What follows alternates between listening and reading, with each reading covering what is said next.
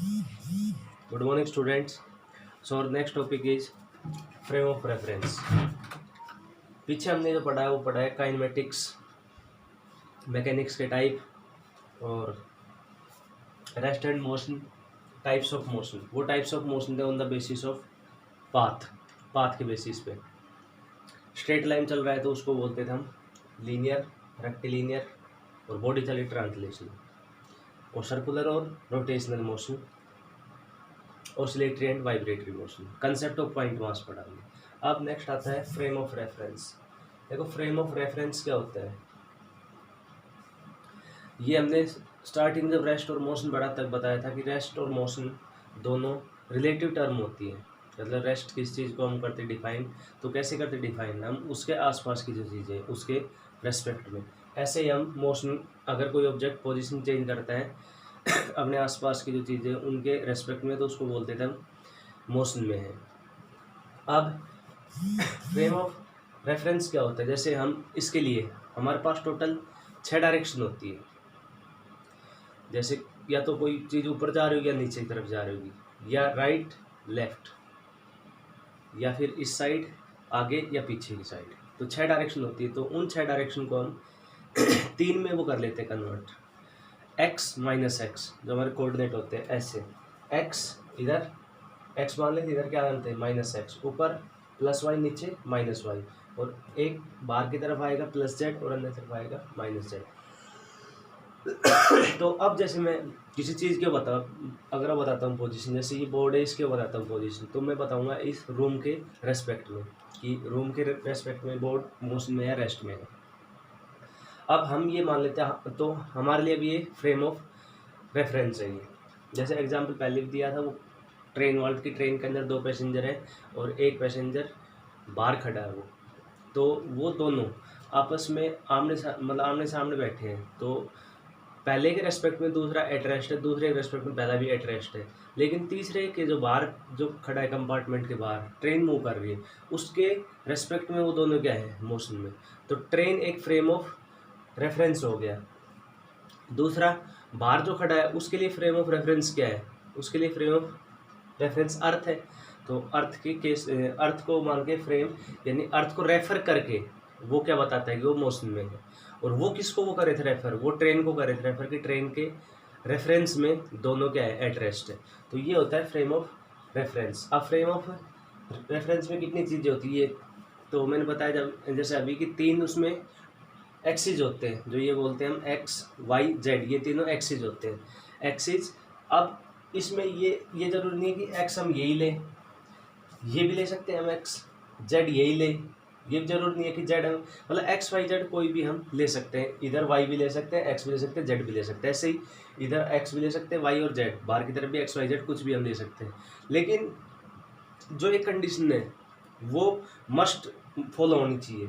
क्या कि तीनों क्या होनी चाहिए परपेंडिकुलर टू ईच अदर. मतलब तीनों एक्सिस परपेंडिकुलर होनी चाहिए. जैसे ये एक्स है, ये मान लिया जेड है, तो ये क्या है परपेंडिकुलर. ये एक्स है, ये वाई है, तो ये भी क्या होनी चाहिए परपेंडिकुलर. और एक्स वाई जेड ये नहीं है कि ऐसे ही हो. जैसे 10th क्लास हमने पढ़ा था एक्स वाई के बारे में, तो जरूरी नहीं ऐसे हो, ऐसे भी वो हो सकते हैं. मतलब इनके बीच में एंगल क्या होना चाहिए हमेशा 90 डिग्री होना चाहिए. तो ये तीनों जो एक्सिस है एक्स वाई जेड, ये तीनों परपेंडिकुलर होने चाहिए एक दूसरे के. और अब हम किसी चीज़ को बताते हैं पोजीशन, तो हम यही मान के चलते हैं एक्स वाई जेड एक ये सिस्टम, इसको बोलते हैं हम Cartesian coordinate system. Cartesian coordinate system. देखो कार्टेशियन इसलिए बोलते हैं क्योंकि कार्टेशियन ने ये दिया था. ये कोऑर्डिनेट में क्या आ जाते हैं एक्स वाई जेड, जो हम बता रहे हैं एक्सिस, जो तीनों मिलाते हैं. सिस्टम ये एक्स वाई जेड मिलके जो पूरा सिस्टम, उसको सिस्टम बोल देते हैं. तो कार्टेशियन कोऑर्डिनेट सिस्टम में तो ये फ्रेम ऑफ रेफरेंस हम पढ़ रहे थे. तो किसी चीज़ की पोजीशन हम बताते, जैसे मार्कर यहाँ पे, तो हम कॉर्नर ले लिया, जैसे कॉर्नर है रूम का, वो मान लिया ओरिजिन. तो उससे हमने देखा कि एक्स की तरफ इतना था. जैसे मान लो ये है ओरिजिन, तो ओरिजिन से हमने देखा कि एक्स की तरफ 2 सेंटीमीटर और वाई की तरफ कितना है वाई की तरफ भी 2 सेंटीमीटर और जेड की तरफ भी 2 सेंटीमीटर, तो हम उसकी पोजीशन कोऑर्डिनेट बताएंगे एक्स वाई जेड 2 2 2 और 2। तो फ्रेम ऑफ रेफरेंस क्या होता है? ये एक कोऑर्डिनेट कार्टेशियन कोऑर्डिनेट सिस्टम होता है जो किसी पार्टिकल के बारे में बताता है कि वो मोशन में है, रेस्ट में है, या उसकी स्पीड कितनी है, एक्सेलरेशन है या नहीं, मतलब हर चीज़ के बारे में, पैरामीटर्स ऑफ मोशन के बारे में बताता है। तो लिखो फ्रेम ऑफ रेफरेंस में it is a Cartesian coordinate system. It is a Cartesian coordinate system which gives information. It is Cartesian coordinate system which gives information about parameters of motion. Information about parameters of motion, bracket में लिख लेना, distance, displacement, velocity etcetera. Information about parameters of motion, bracket में distance, displacement, velocity etcetera, bracket close, of a object. तो ये होता है frame of reference. जैसे हम मोस्टली क्या मान के, हमारी अर्थ को मान के चलते हैं। अर्थ क्या हमारा फ्रेम ऑफ रेफरेंस, कि अर्थ के अगर रेस्पेक्ट में कोई मूव कर रहा है तो मोशन में कहते हैं, अर्थ के रेस्पेक्ट में अगर कोई रेस्ट में तो रेस्ट में कहेंगे उसको। जैसे हमारी अर्थ मूव कर रही है तो मार्स के ऊपर कोई है, उसको ये लगेगा कि पूरा सिस्टम मूव कर रहा है, तो उसका फ्रेम ऑफ रेफरेंस वो मार्स है। ये तो फ्रेम ऑफ रेफरेंस जो है वो हम अर्थ को मान के चलते हैं मोस्टली। अब ये दो टाइप का होता है फ्रेम ऑफ रेफरेंस, एक तो inertial frame of reference,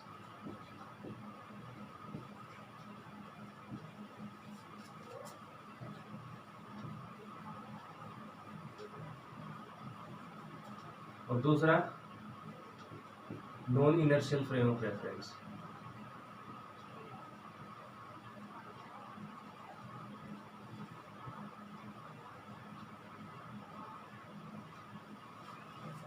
inertial और नॉन इनर्शियल। तो फर्स्ट आता है इनर्शियल फ्रेम ऑफ रेफरेंस। तो इनर्शियल क्या होता है?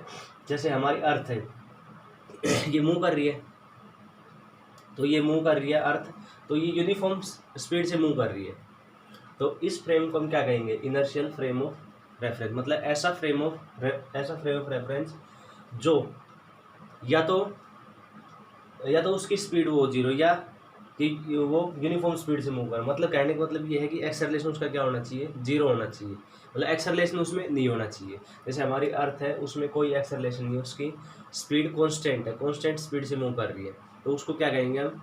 Inertial frame of reference. ये रूम है, इसकी स्पीड कितनी है? जीरो, कोई एक्सेलरेशन नहीं है, तो इसको क्या कहेंगे हम? Inertial frame of reference. Non inertial किसको कहेंगे? जैसे एक बस है, वो खड़ी है, अब एकदम से वो मूव कर गई, तो उसमें एक्सेलरेशन हुआ, मतलब स्पीड उसकी बढ़ी, तो उसको कहेंगे हम non inertial frame of reference. तो लिखो इसमें इनर्शियल फ्रेम ऑफ रेफरेंस लिखो पहले तो inertial frame of reference.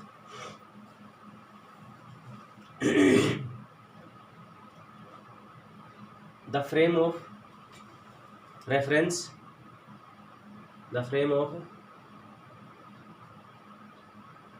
Reference whose acceleration is zero. The frame of reference whose acceleration is zero. The frame of reference whose acceleration is zero.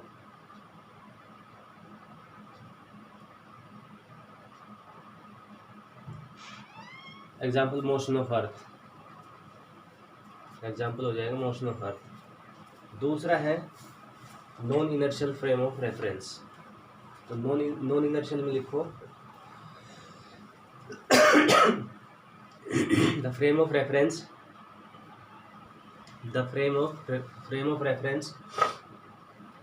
which is accelerating. The frame of reference which is accelerating, मतलब जो accelerate कर रहा हो, the frame of reference which is accelerating. Example क्या हो जाएगा, train, moving बस, क्योंकि एक स्पीड से मूव नहीं करती, कम ज़्यादा होती रहती स्पीड। मूविंग ट्रेन और मूविंग बस, ये हो गया नॉन इनर्शियल के बारे में।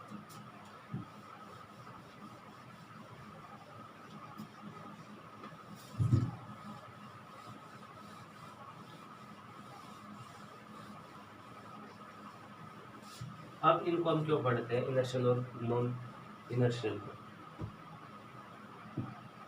देखो इनर्शियल में क्या होता है,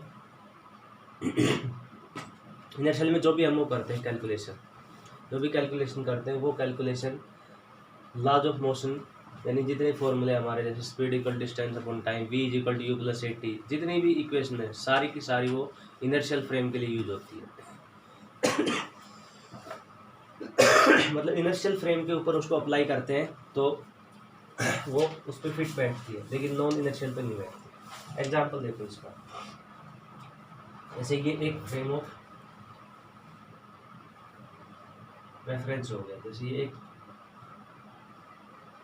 कंपार्टमेंट है, ट्रेन का कंपार्टमेंट है। अब इसमें यहाँ से हमने किसी ऑब्जेक्ट को, एक बॉल है उसको फेंका, ऐसे फेंका, और ये स्पीड इसकी है 0, या ये बोल सकते हैं एक्सेलरेशन है इसका 0। एक्सेलरेशन 0 मतलब या तो ये मूव नहीं कर रहा, और अगर मूव कर रहा है तो कांस्टेंट स्पीड से मूव कर रहा है। तो हमने इसको फेंका है इसमें 10 मीटर पर सेकेंड की स्पीड से, और ये बॉल ऐसे गई और ये यहाँ पे गिरी, तो ये चली मान लो 20 मीटर। तो इसको टाइम कितना लगा, टाइम हम कैसे निकालेंगे, डिस्टेंस अपॉन स्पीड, तो कितनी है डिस्टेंस, 20 अपॉन 10, 2 सेकेंड इसको लगा, टाइम 2 सेकेंड। और वैसे भी हमने क्या किया, बॉल को फेंका ऐसे और स्टॉप वॉच ऑन कर दी, स्टॉप वॉच में हमने देखा कि ये 2 सेकेंड बाद ही गिरी, तो एक्चुअल में 2 सेकेंड है, इसमें टाइम आया और कैलकुलेशन से भी 2 सेकेंड आया। तो ये हमारी इक्वेशन, ये जो इक्वेशन है लॉज ऑफ मोशन की, काइनेमेटिक्स की या मैकेनिक्स की इक्वेशन है, ये यहाँ पे ठीक है ये। दूसरा हम एग्जांपल लिया हमने उसी कंपार्टमेंट का, और उसका एक्सेलरेशन 0 नहीं,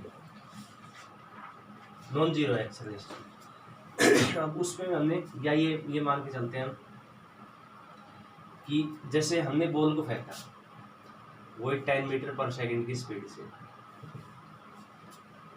जैसे बस खड़ी थी वो, और हमने 10 मीटर पर सेकंड की स्पीड से बॉल को फेंका। जैसे ही हमने बॉल को फेंका हमारे हाथ से बॉल छूटी, वैसे ही बस एकदम से चल पड़ी। तो बस एकदम से चल पड़ी तो ये बॉल यहाँ गिर गई। हमने टाइम नोट करना स्टार्ट कर दिया। और ये पहले इस पे गिर रही थी 20 मीटर पर, अब ये गिरी मान लो 15 मीटर को या 18 मीटर को।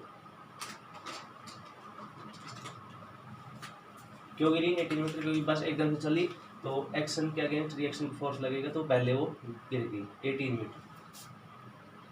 तो अब टाइम कैलकुलेशन करेंगे कितनी आएगी